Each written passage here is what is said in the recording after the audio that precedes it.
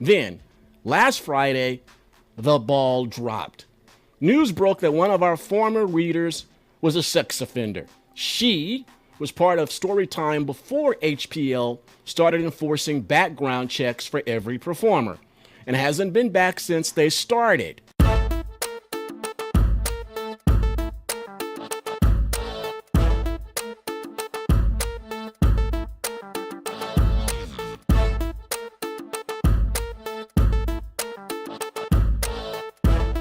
Now, I haven't, until Drag Queen Storytime, I hadn't heard of this magazine. Was what it, Houstonia? Yeah, Houstonia. Houstonia.com. I haven't had a chance to go all the way through it and everything, but I'm thinking it's pro-neo morality. It's probably occupied by neo-moralists. In fact, I think what I'll do is I'll pull up the article right here. You can see it right there. Those of you that are watching on Facebook.com/Raging Elephants Radio, our live Facebook video stream. There's the article right there. I got it up for you. If you're listening via the Raging Elephants Radio app, I'll have this up later on the website. You can go check it out. But here's the headlines for those of you who are listening to the audio stream. We are the organizers of Drag Queen Storytime. This is why we're stepping aside. Now, this was posted a couple of days ago on the 19th in Houstonia magazine. And it is written by Trent Lyra and Devin Will. And the photograph that you see there is provided by the author. So one of these guys, Trent or Devin, provided the photograph here for Houstonia magazine. This is their reasoning. Here's the article. I'm going to read the whole thing to you. You don't have to go through a break. I'm going to read the whole thing, the whole statement. We are the host and directors of Drag Queen Storytime, Trent Lyra and Devin Will. Our monthly library program has become an inescapable topic of conversation, and everyone has a strong opinion. Some feel it's a great way to promote literacy and acceptance. Others believe it's a form of indoctrination and sexual misconduct. Until now, we have spoken in interviews about our experience, but it's time to speak to Houstonians directly. When we launched Houston's Drag Queen Storytime in September 2017, it wasn't to much acclaim. Mostly, people didn't know we existed. Our average attendance at the Freed Montrose Library was about 5 children. One Storytime around Christmas brought in a larger crowd, but on the whole, we weren't particularly popular. And we didn't care because the families that did attend loved it. People from the neighborhood and beyond wanted their children to be accepting of others, and what better place to begin than the library? 6 months of programs passed, and we touched base with Freed Montrose's youth specialist. She liked what we were doing and was excited for us to continue, and so we did. For another 4 months, we quietly hosted our story times. Then came a TV news feature in July. Blackberry, one of the drag queen readers at our very first event, had read to children in an unrelated story time at the Heights Library, and KHOU did a brief segment on that. We didn't know the event had occurred until we saw the video being shared online, but we certainly don't own the idea of drag queens and kings reading to children. Cities across the United States host similar events.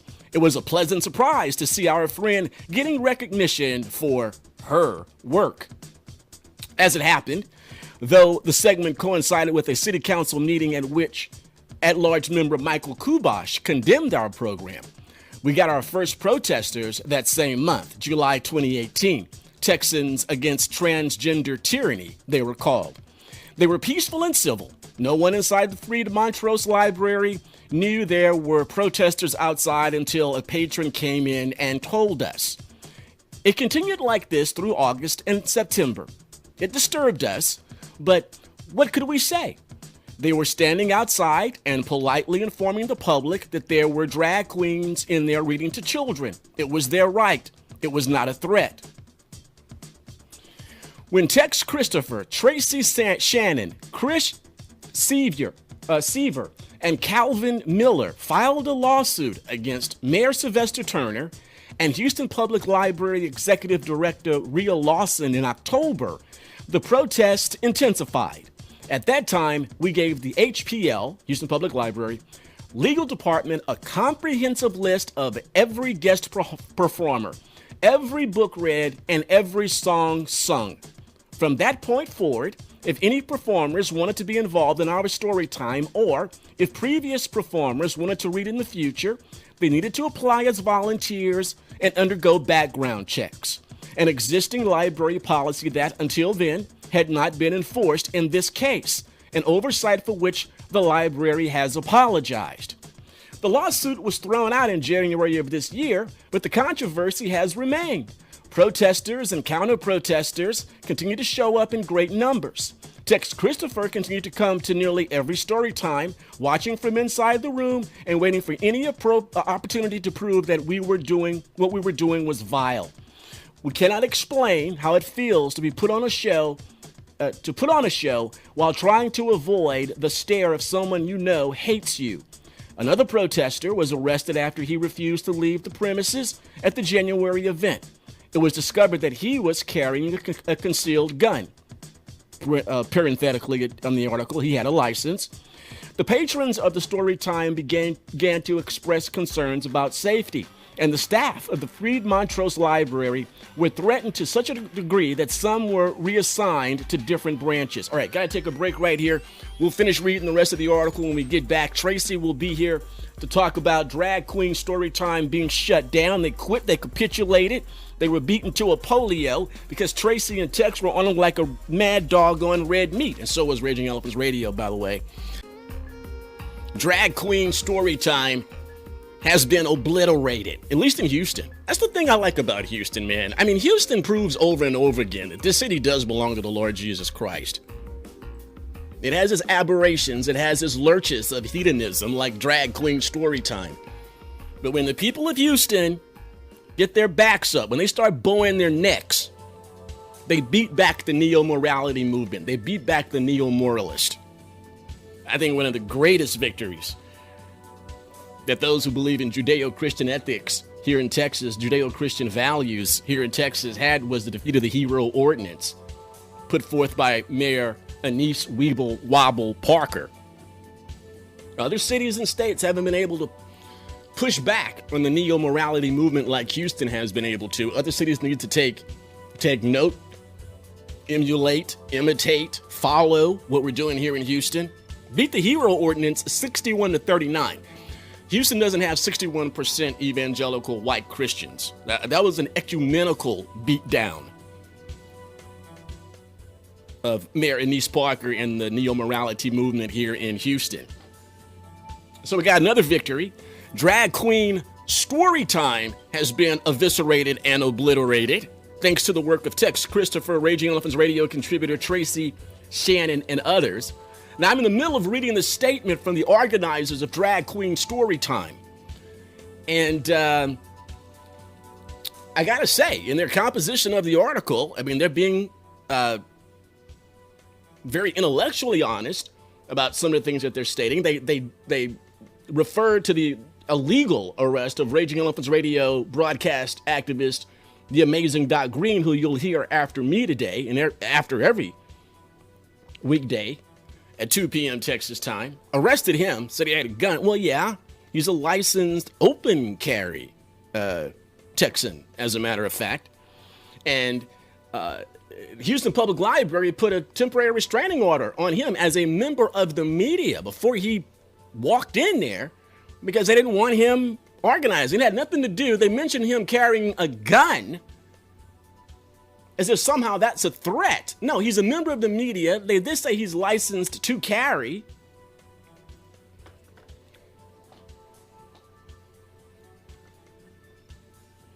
So let's take it up in the middle as they end this statement here. This article that was penned by the organizers, the creators of Drag Queen Storytime, Houston Public Library, which totally 100% backed by Sylvester the Cat Turner.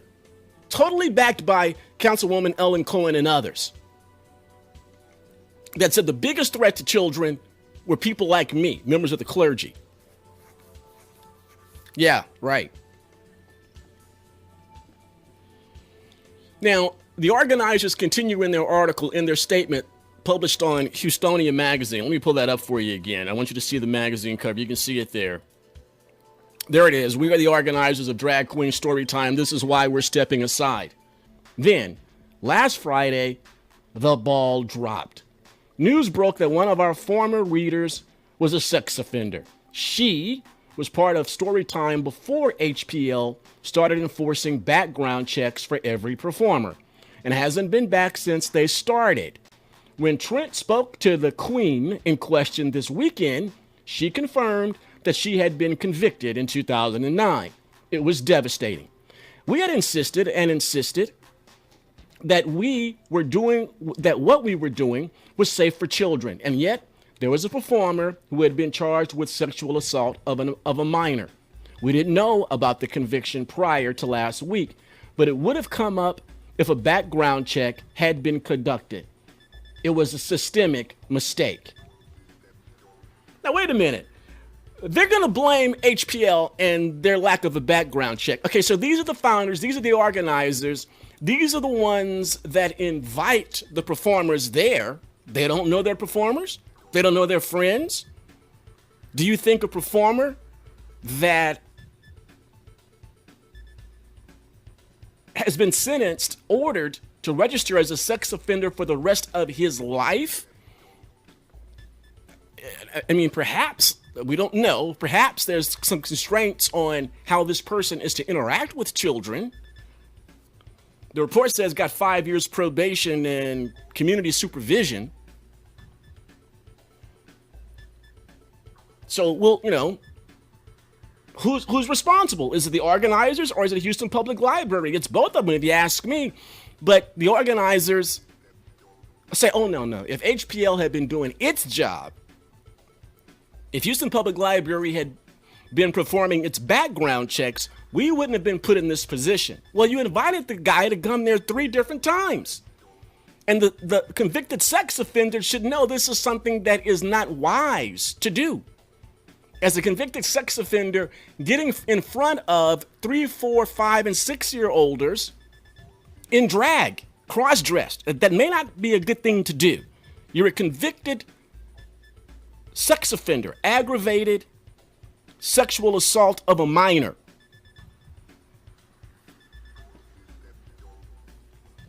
Article continues.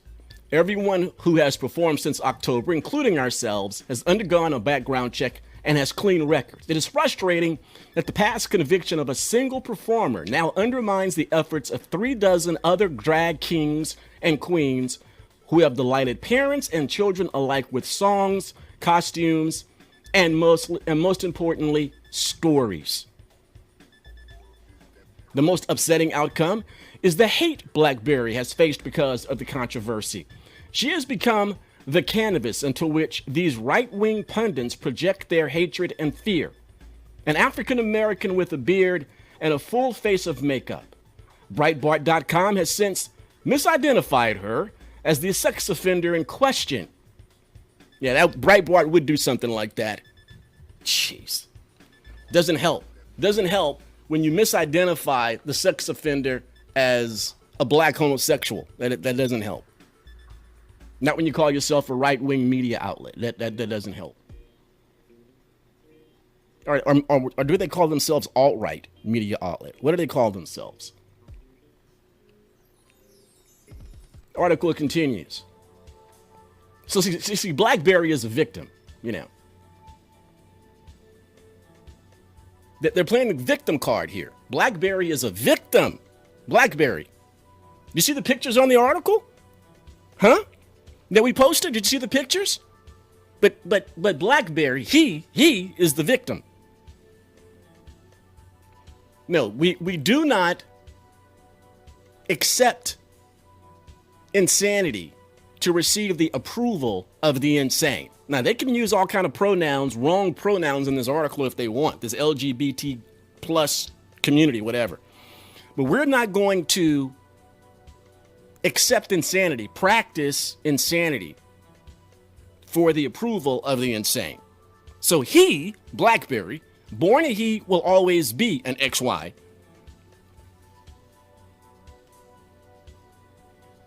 Is the victim.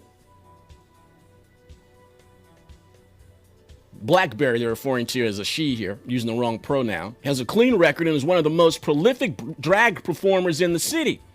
She's done nothing wrong. How could she have known when we invited her to read a storybook to a handful of children that it would evolve into death threats and national scorn? How could any of us? We have tried so hard to take the high road, to not stoop to mudslinging. We have patiently listened to the people that declared we were sexualizing and molesting children. I don't think anybody said they were molesting children. But when you have video of BlackBerry putting his butt into children's faces and shaking it and inviting them to do the same, what would you call it? I would call it sexualizing. I would call it profane. I would call it wicked. That's what I'd call it. Yeah, Trent, wickedness is what I call it.